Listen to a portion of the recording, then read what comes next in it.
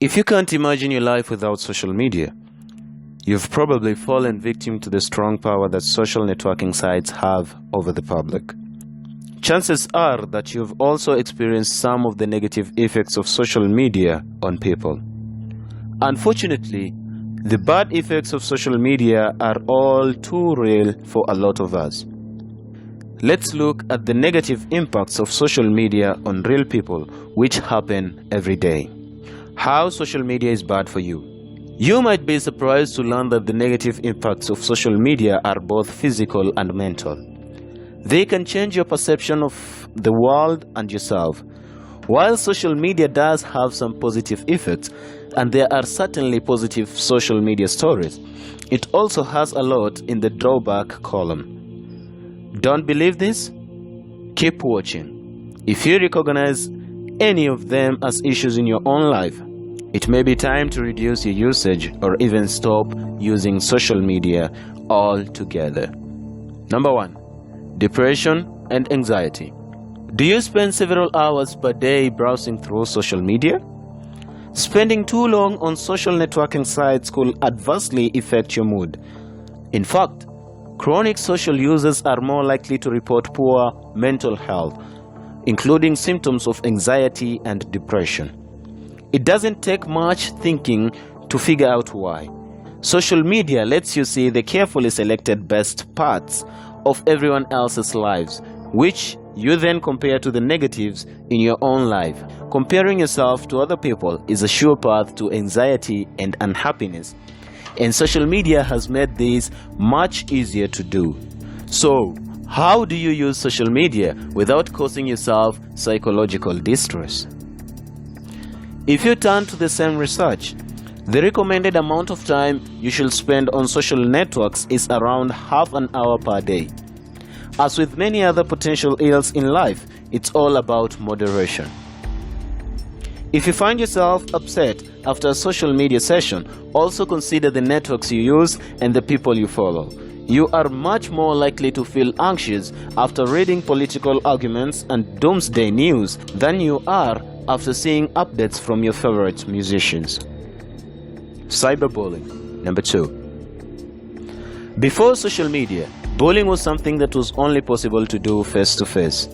However, now people can bully others online, anonymously or not.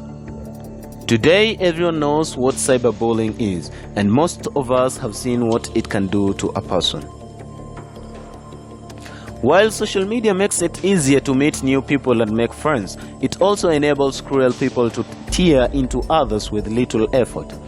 Perpetrators of bullying can use the anonymity that social networks provide to gain people's trust and then terrorize them in front of their peers. For instance, they might create a fake profile and act friendly to a classmate, then later betray and embarrass them online. These online attacks often leave deep mental scars and even drive people to hurt themselves or take their own lives in some cases. And as it turns out, cyberbullying doesn't just affect kids. Adults can become victims of online abuse too. Since screens hide our faces, you can end up being a jerk on social media and other websites without even realizing it. Number 3. Fear of missing out. FOMO. Fear of missing out is a phenomenon that became prominent around the same time as the rise of social media. Unsurprisingly, it's one of the most widespread negative effects of social media on society. FOMO is just what it sounds like, a form of anxiety that you get when you are scared of missing out on a positive experience that someone else is having. For example, you might constantly check your messages to see if anyone has invited you out, or focus on your Instagram feed all day to make sure that nobody is doing something cool without you. You may also see pictures of something fun that your friends were able to do, feeling left out that you could not go because you had another responsibility. This fear receives constant fuel from what you see on social media. With increased social network use, there is a better chance for you to see that someone is having more fun than you are right now. And that's exactly what causes FOMO. Number 4, Unrealistic expectations. As most people are probably aware, social media forms unrealistic expectations of life and friendships in our minds. Most social media sites have a severe lack of online authenticity. People use Snapchat to share their exciting adventures, post about how much they love their significant other on Facebook, and load up their Instagram page with heavily staged photos. But in reality, you have no way of knowing whether this is all a farce. While it looks great on the surface, that person could be in massive debt, on bad terms with their significant other, and just desperate for Instagram likes as a form of validation. One simple way out of this mess is for everyone to quit lying on social media. But in the era of Instagram influencers and YouTubers who earn millions from being inauthentic, that isn't going to happen anytime soon. Remember an important adage: you should not judge your everyday life against the highlights of someone else's. Number 5. Negative body image. Speaking of Instagram celebrities, if you look at popular Instagram accounts, you'll find unbelievably beautiful people wearing expensive clothes on their perfectly shaped bodies. And to nobody's surprise, body image is now an issue for most people. Of course, seeing so many people who are supposedly perfect according to society's standards on a daily basis makes you conscious about how different you look from those pictures. And not everyone comes to healthy conclusions in this situation. It's really important to remember that everybody is human. No one wakes up every day looking like a supermodel. And while many people have gone to great lengths to train their bodies, that's not the case for everyone who looks fit.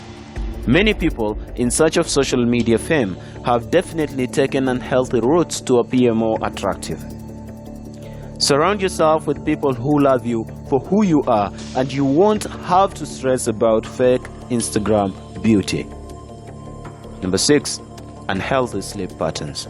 On top of increasing the incidence of anxiety and depression, another bad thing about social media is that spending too much time on it can lead to poor sleep. Numerous studies have shown that increased use of social media has negative effects on your sleep quality. If you feel that your sleep patterns have become irregular, leading to a drop in productivity, try to cut down on the amount of time you browse social media. This is especially the case when using your phone in bed at night. It's all too easy to tell yourself that you'll spend 5 minutes checking your Facebook notifications, only to realize an hour later that you have been mindlessly scrolling through some nonsense on Twitter you don't even care about. Don't let social media algorithms, which are designed to keep your attention for as long as possible, steal your valuable sleep too. Getting less sleep combined with that sleep being lower quality is a dangerous combination. Number 7. General addiction. Social media can be more addictive than cigarettes and alcohol.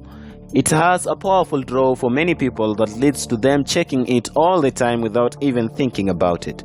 If you are not sure whether you are addicted to social networks, try to remember the last time you went a full day without checking any social media accounts. Do you feel rejected if someone unfollows you? And if your favorite social networks completely disappeared tomorrow, will the absence make you feel empty and depressed? At the end of the day, social media sites want to keep you scrolling for as long as possible so they can show you lots of ads and make more money. Because of the attention economy, these sites need your eyes on them as long as possible. Just because you have been overboard on social media use doesn't mean you necessarily need to wipe out all your social networking accounts. However, if you think quitting is the best solution for you, it isn't a bad idea. Lastly, how to handle the negative effects of social media. As with everything else, there are good and bad aspects of social media. We have discussed some of the negative impacts social media has for many. But you are the one who must decide whether there is more help or harm in it for you personally.